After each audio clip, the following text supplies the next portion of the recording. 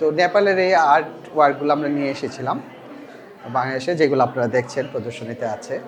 এবং দীর্ঘদিন ধরে ইচ্ছা ছিল যে আমরা সাউথ কোরিয়াতে প্রদর্শনী করার, এবং সেই ব্যাপারে আমি কিছু কোঅর্ডিনেটও করি। তো সেইটারই পরিপ্রেক্ষিতে সাউথ কোরিয়ার আর্টিস্টরাও ইন্টারেস্ট প্রকাশ করেন, এবং তারা আমাদের যে আমার এখানে মামুন ভাই, উনি ওনার কাছে আর্টওয়ার্ক পাঠিয়েও দেন। যখন এটা খবর জানতে পারি তখন বলে যেহেতু আমরা এটা করছি, সো সাউথ কোরিয়াও অ্যাড হোক। এবং আজকে উদ্বোধনী অনুষ্ঠানে যেটা দেখলাম যে সাউথ কোরিয়ার আর্টিস্টরাও বেশ উচ্ছ্বাসিত, যেরকম ত্রিদেশীয় একটা আর্ট এক্সিবিশন হচ্ছে বাংলাদেশে, এবং বাংলাদেশে এরকম একটা করতে পারছি। শফিউদ্দিন শিল্পালয় খুব সহজেই খোকন ভাই সব ধরনের সহযোগিতা করেছেন প্রদর্শনীটা করার জন্য। তো আসলে এটা আমরা কোনো নির্দিষ্ট বিষয় দেইনি।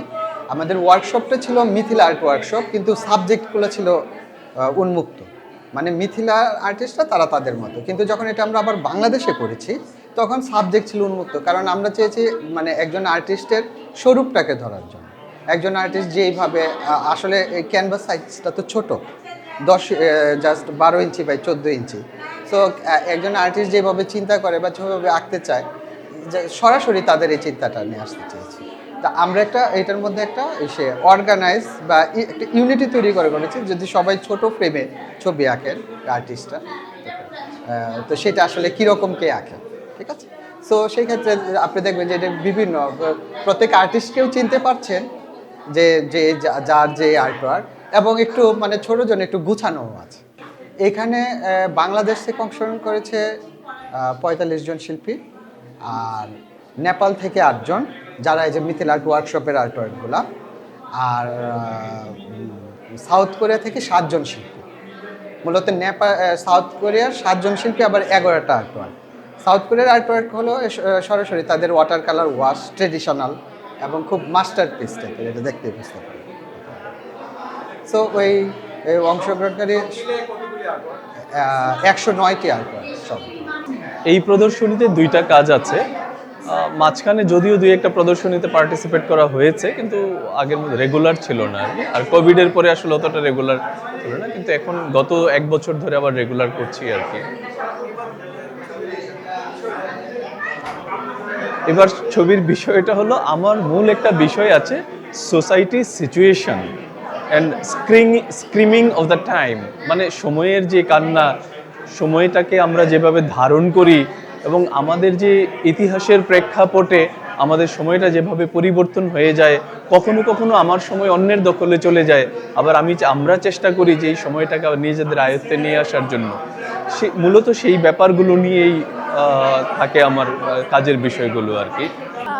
বাংলাদেশে অনেকদিন পরে এক্সিবিশন তো করি, মানে এর মাঝে দেশের বাইরে বা অনলাইনে, কোভিডের মধ্যে অনলাইনে এভাবে করা হয়েছে। তবে ঢাকাতে অনেকদিন পরে, বেশ 4-5 বছর হবে। 2টো।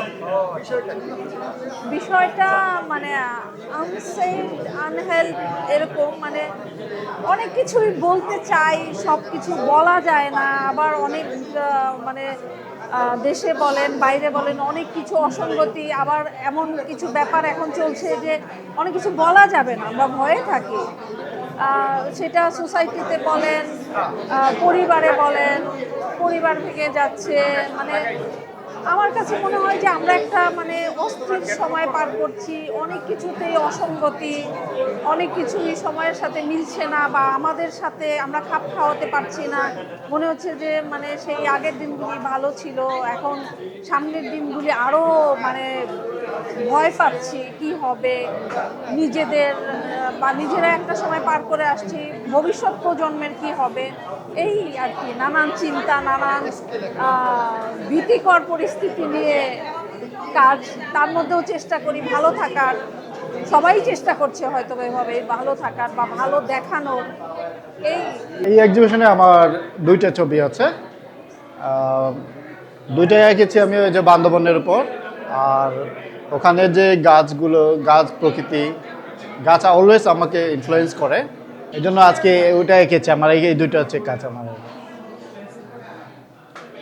কারণ এখানে তো ভার্সেটাইল এখানে যে কয়জন শিল্পী আছে প্রত্যেকেই ভালো, আন্তর্জাতিক মানের, প্রত্যেকেই তার নিজস্ব ধারায় কাজ করেছে।